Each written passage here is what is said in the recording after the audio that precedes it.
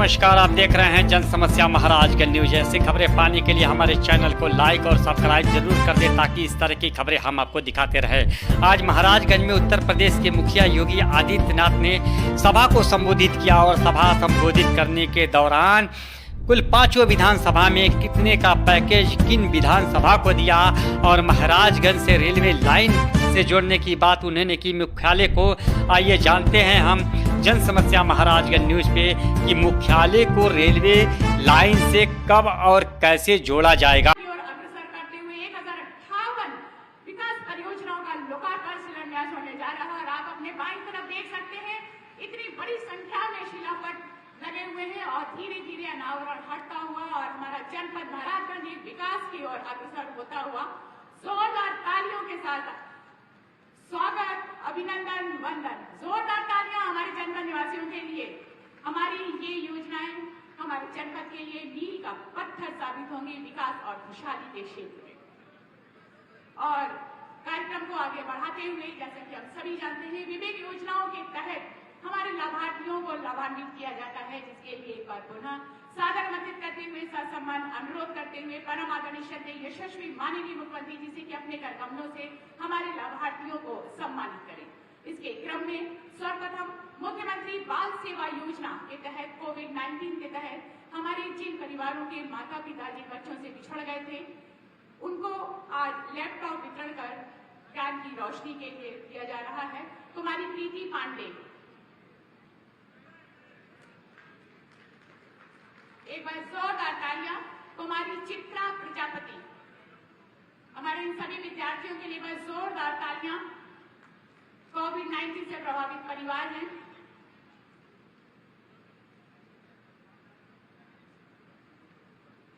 सौम्या मिश्रा, कुमारी Saumya Mishra, laptop प्रदान किया जा रहा है, एक बार जोरदार तालियां। टैबलेट वितरण योजना के तहत कुमारी अनीता वरुण, माननीय मुख्यमंत्री जी के द्वारा अध्ययनरत ग्रेजुएट विद्यार्थियों को टैबलेट प्रदान कर शिक्षा के क्षेत्र में एक महान कदम। श्री विकास कुमार टैबलेट प्रदान किया जा रहा है। कुमारी अंजलि मिश्रा, इसके पश्चात राष्ट्रीय ग्रामीण आजीविका मिशन के पोषाहार वितरण योजना पुष्टाहार उत्पादन इकाई हेतु श्रीमती रागनी जी, आपको अन्नपूर्णा प्रेरणा लघु उद्योग की अध्यक्ष है और आपको 2,31,525 रुपए का चेक प्रदान किया जाता है। अपने समूह की अध्यक्ष एक बार जोरदार तालियां। श्रीमती पिंकी प्रजापति जी, उदय प्रेरणा लघु उद्योग के अध्यक्ष है, आपको 1,53,36,000 रुपए का चेक प्रदान किया जाता है आपकी मेहनत के लिए। श्रीमती सुमन चौरसिया, अध्यक्ष आरोग्य प्रेरणा लघु उद्योग, आपको 1,59,56,850 रुपए का चेक प्रदान किया जाता है। हमारी महिला सशक्तिकरण के लिए एक बार जोरदार तालियों के साथ स्वागत। बहुत बहुत धन्यवाद। हमारे सभी लाभार्थियों को बहुत सारी शुभकामनाएं। और इसके पश्चात हमारी जनपद महाराजगंज की एक बहुत बड़ी उपलब्धि, महत्वपूर्ण विशेषता जो हम सभी जानते हैं, माननीय मुख्यमंत्री जी का एक सपना था कि सभी सरकारी कार्यालयों में अच्छी कार्य संस्कृति विकसित करते हुए सुदृढ़ व्यवस्था और सुशासन की परंपरा को आगे बढ़ाते हुए उत्तर प्रदेश के सरकारी कार्यालयों को गुणवत्तापूर्ण और समयबद्ध करते हुए अंतर्राष्ट्रीय स्तर पर लाया जाए, जिसके क्रम में बहुत सारे सरकारी कार्यालय अंतर्राष्ट्रीय मानक के अनुरूप हुए, जिसमें कि हमारे जिलाधिकारी महाराजगंज श्री सत्येंद्र कुमार जी के निर्देशन और अपर जिलाधिकारी डॉक्टर पंकज कुमार वर्मा जी के मार्गदर्शन में 4 तहसीलों को आज ISO प्रशस्ति पत्र प्रदान किया जा रहा है। एक बार जोरदार तालियां। और हमारी जिलाधिकारी श्री सत्येंद्र कुमार जी और दिनेश मिश्रा जी, मुकेश सिंह जी, मदन मोहन वर्मा जी, मोहम्मद जाशीन जी, बहुत सारी बधाइयां, शुभकामनाएं। एक बार जोरदार तालियां हमारे जिलाधिकारी महोदय जी के लिए, जनपद महाराजगंज के लिए। गोपाल मोझड़ जी, हाँ, जैसा कि हम सभी जानते हैं प्रकाश की गति से उत्तर प्रदेश का विकास, साथ ही साथ प्रत्येक नागरिकों की कठिनाइयों का निवारण और भारत भारत के मानचित्र पर उत्तर प्रदेश का गौरव बढ़ाने वाले परम आदरणीय श्रद्धेय यशस्वी माननीय मुख्यमंत्री जी को शत शत प्रणाम करते हुए ससम्मान अनुरोध करते हुए सादर आमंत्रित करते हुए कि अपने सकारात्मक और प्रेरणादायक संबोधन से हम सभी को अनुग्रहित करें। बस जोरदार तालियों के साथ अभिनंदन, वंदन, स्वागत। जय जय श्री राम।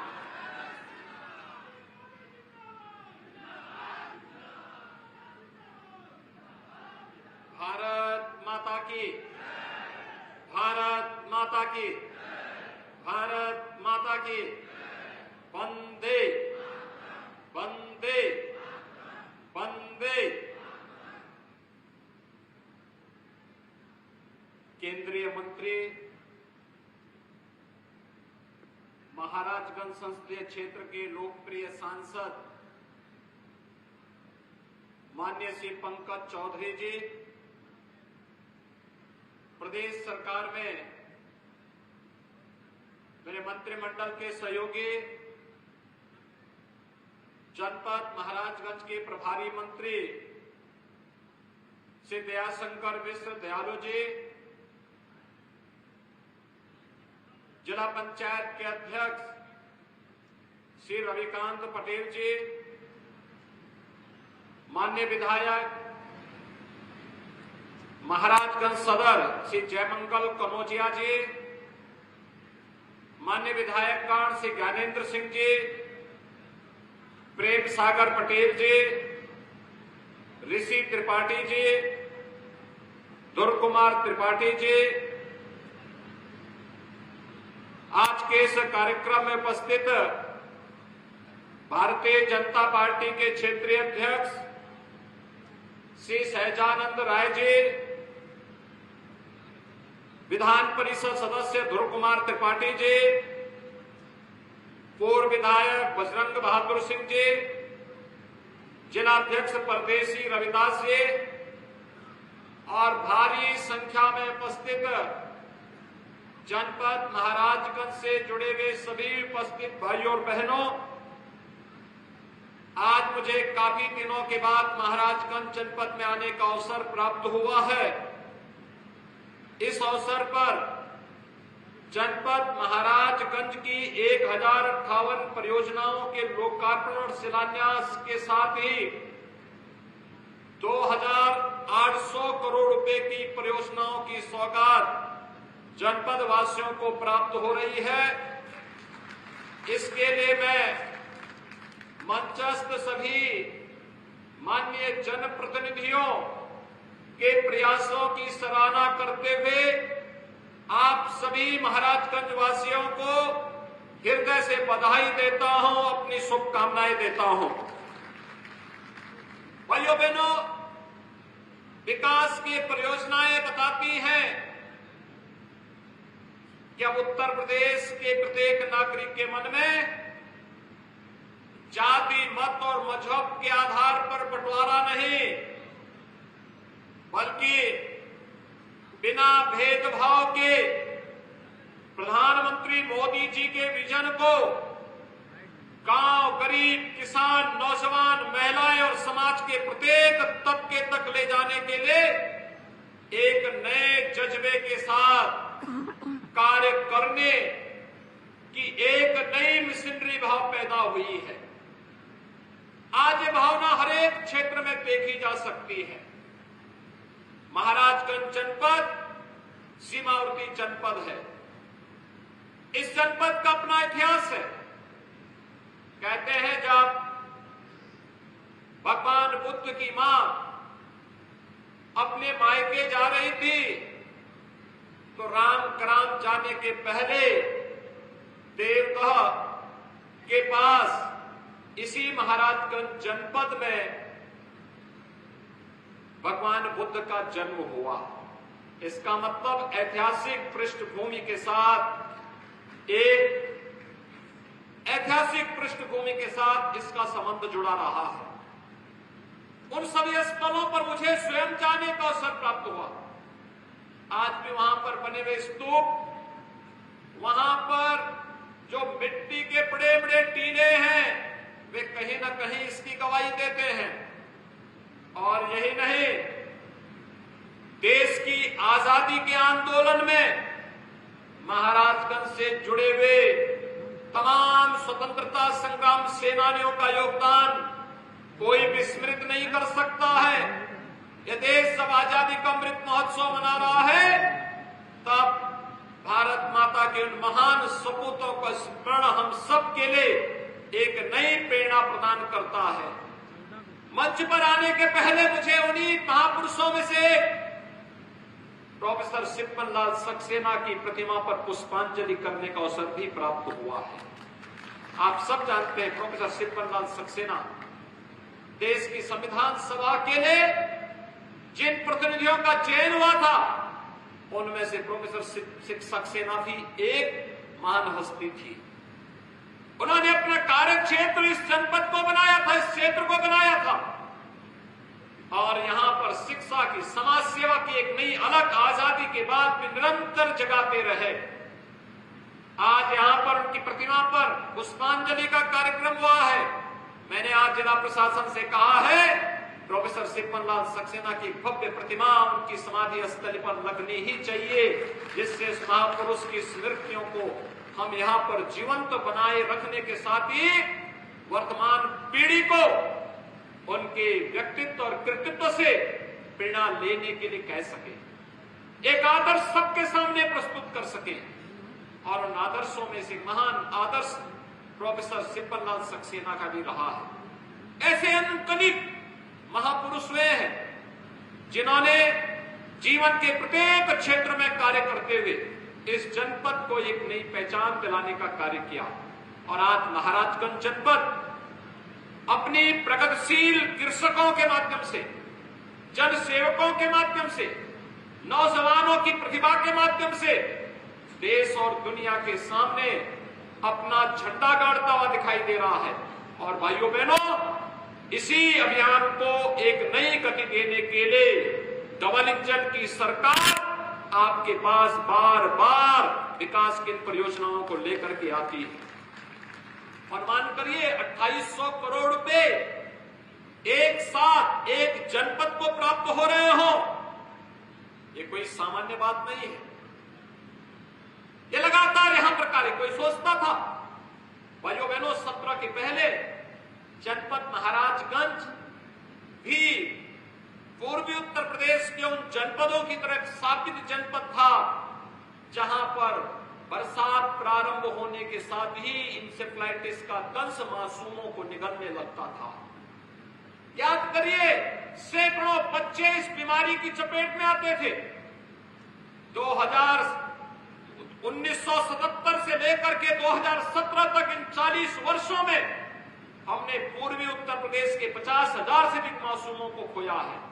लेकिन आज डबल इंजन की सरकार के सामर्थ्य, इन जनप्रतिनिधियों के द्वारा प्रशासन के साथ मिलकर के किए गए प्रयासों का परिणाम है। इंसेफ्लाइटिस का उन्मूलन आज पूरी तरीके से पूर्वी उत्तर प्रदेश से हो गया है। कोई मासूम इस बीमारी की चपेट में नहीं आएगा, यह हम दावे के साथ कह सकते हैं, क्योंकि सरकार ने पुख्ता व्यवस्था कर दी है। कोई सोचता था कि महाराजगंज में भी मेडिकल कॉलेज का निर्माण होगा। पहले तो पूर्वी उत्तर प्रदेश में केवल गोरखपुर में बीआरडी मेडिकल कॉलेज था। आज गोरखपुर में एम्स भी खुल गया है। कुशीनगर में मेडिकल कॉलेज बन रहा है। देवरिया में मेडिकल कॉलेज चालू हो गया है। सिद्धार्थनगर में प्रारंभ हो गया है। बस्ती में प्रारंभ हो चुका है। बलरामपुर में बन रहा है। बहराइच में प्रारंभ हो चुका है। गोंडा में भी बन रहा है। आप महाराजगंज में भी मेडिकल कॉलेज का निर्माण कार्य युद्ध स्तर पर चल रहा है। अगले 6 महीने के बाद जब हम लोग आएंगे तो महाराजगंज के मेडिकल कॉलेज का भी उद्घाटन करने के लिए आपके जनपद में आएंगे। बेहतरीन स्वास्थ्य की सुविधा हर नागरिक का अधिकार है, हर नागरिक का अधिकार है। और विशेषज्ञ स्वास्थ्य की सुविधाएं यहां के नागरिकों को प्राप्त हो, इसके लिए सरकार पूरी प्रतिबद्धता के साथ कार्य कर रही है। और इसलिए एक जनपद एक मेडिकल कॉलेज की संकल्पना को लागू करने के लिए आज सरकार, डबल इंजन की सरकार पूरी ईमानदारी के साथ कार्य कर रही है। आज हम लोग बहुत सारी योजनाओं का शिलान्यास और उद्घाटन भी कर रहे हैं। चौक के एक स्वास्थ्य केंद्र को उद्घाटन के साथ ही वहां पे हेल्थ एटीएम का भी उद्घाटन किया जा रहा है। आप सोचिए, हेल्थ एटीएम, अब तक तो बैंकों के एटीएम हुआ करते थे, लोग जाते थे कार्ड लेकर के और वहां पर जिसका बैंक में पैसा है उस अपने एटीएम से पैसा निकाल सकता था। लेकिन हेल्थ एटीएम आपको एक नई सुविधा देने जा रहा है। 70 प्रकार की जांचें उस एटीएम से होगी और जो भी बड़े डॉक्टर से, देश और दुनिया के किसी बड़े डॉक्टर के साथ अगर जोड़ने का कार्यक्रम होगा तो टेक्नीशियन उस जांच को करके उस डॉक्टर के पास भेजेगा, वहीं से वो प्रिस्क्रिप्शन लिख करके भेज देगा, आपको यहां से दवा मिल जाएगी। हेल्थ एटीएम ने 5 मिनट में आपकी सारी समस्या का समाधान कर दिया। गोरखपुर, लखनऊ, दिल्ली, मुंबई, बेंगलोर, हैदराबाद जाने की समस्या का समाधान टेक्नोलॉजी आज आपको वहां ले जा रही है।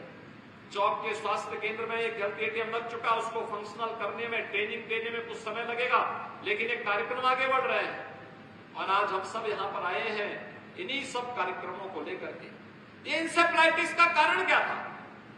शुद्ध पेयजल न होना, सब स्वच्छता न होना, गरीब के घर में टॉयलेट न होना, स्वास्थ्य केंद्रों की सुदृढ़ व्यवस्था न होना, इन सब का समाधान हो चुका है।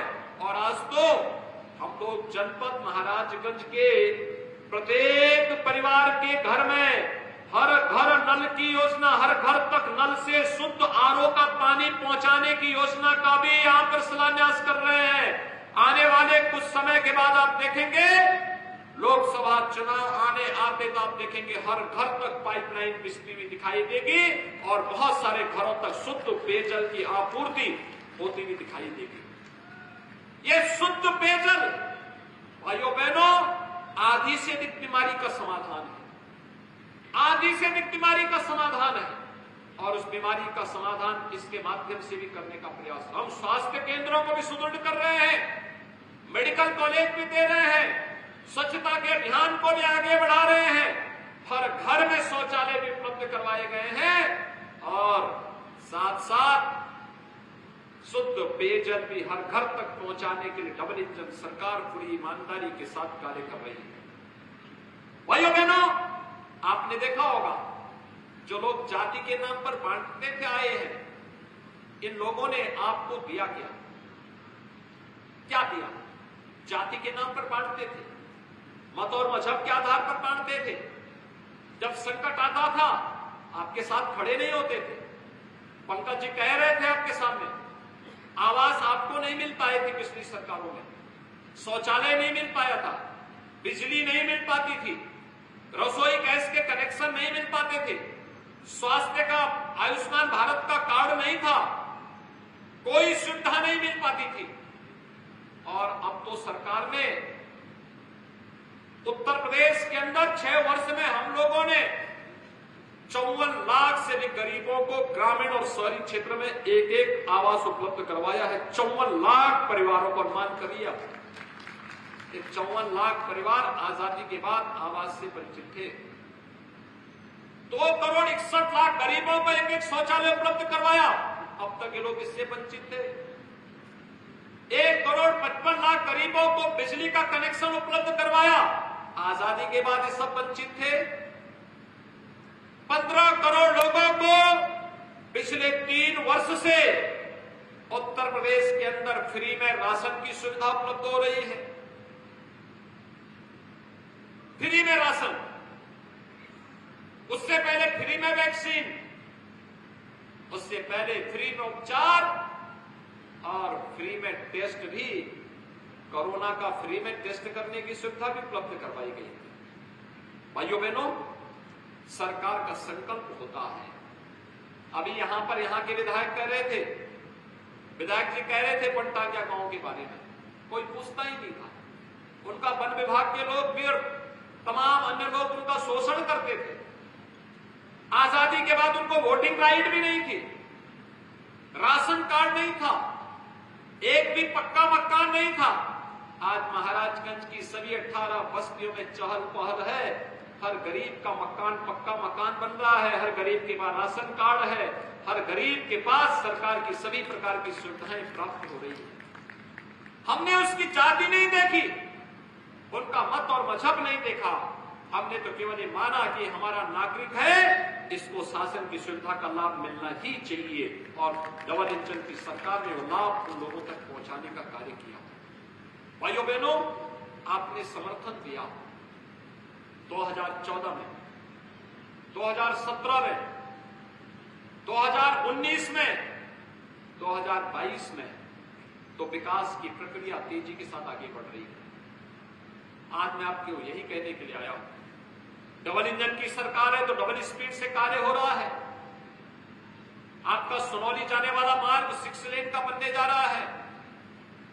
यहां से टूटीबाड़ी वाला मार्ग भी 4 लेन का बनने जा रहा है। कई मिनी स्टेडियम, कई स्टेडियम का निर्माण भी होने जा रहा है।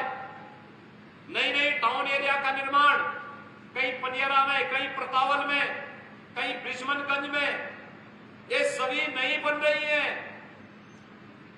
और कहीं पर बड़े बड़े स्टेडियम भी बनने हैं। हमने तय किया है, प्रदेश के खेल कूद और युवा कल्याण विभाग को यह जिम्मेदारी दी गई है कि हर गांव में युवक मंगल दल और महिला मंगल दल का गठन हो। उन्हें स्पोर्ट्स किट उपलब्ध करवाए जा रहे हैं। हर गांव में खेल का मैदान, हर ब्लॉक स्तर पर एक हम लोगों ने तय किया है एक मिनी स्टेडियम, और हर जनपद स्तर पर एक भव्य स्टेडियम का निर्माण हम लोग कराएंगे, जिससे अपने युवाओं को स्वस्थ रहने के साथ साथ खेलकूद की गतिविधियों के साथ जुड़ने और उसके माध्यम से जनपद और प्रदेश और देश के सामर्थ्य को वैश्विक मंच तक पहुंचाने का कार्य भी किया जा सके। ये कार्यक्रम निरंतर आगे बढ़ रहे हैं। आज आपके जनपद के भी कुछ स्टेडियम, मिनी स्टेडियम के शिलान्यास के कार्यक्रम संपन्न हो रहे हैं। कोई सोचता ही नहीं था कि सुदूर ग्रामीण क्षेत्र में भी मिनी स्टेडियम का निर्माण होगा, स्टेडियम का निर्माण होगा। महाराजगंज जनपद में भी 4 लेन और 6 लेन की सड़कें बनेंगी। हमें पहले प्रतावल होते हुए महाराजगंज आने में और गोरखपुर से फरेंदा, कैंपियरगंज, फरेंदा होते हुए महाराजगंज आने में कितना समय लगता था? 2-2 घंटे लगते थे। आज 1 घंटे से कम समय में महाराजगंज से आप गोरखपुर पहुंच जाएंगे। सड़कें अच्छी हुई है, इसको और अच्छा सुदृढ़ किया जा रहा है। इसलिए किया जा रहा है जिससे विकास की प्रक्रिया को तेजी के साथ आगे बढ़ाया जा सके, हर एक नौजवान के जीवन में खुशहाली लाई जा सके। हर जनपद में युवाओं के लिए अच्छे केंद्र बनाए जा रहे हैं। मुख्यमंत्री अभ्युदय योजना के माध्यम से जहां नौजवानों को फ्री में कोचिंग की व्यवस्था, आपने देखा होगा परसों Uttar Pradesh public service commission का रिजल्ट आया है, और पब्लिक सर्विस कमीशन का जो Uttar Pradesh public service commission का रिजल्ट आया है, मुख्यमंत्री अभ्युदय कोचिंग से कोचिंग लेने वाले 54 अभ्यर्थियों को उसमें सफलता प्राप्त हुई है। जो 54 लोग सेलेक्ट उससे हो गए। हर जनपद में उसको खोलने जा रहे हैं।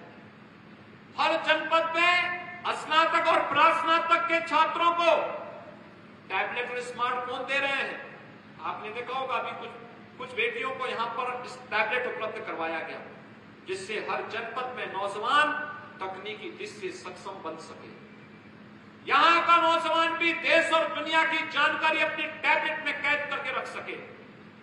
डिजिटल लाइब्रेरी के साथ हमारे स्कूल और कॉलेज में पढ़ने वाले छात्रों को भी जोड़ा जा सके।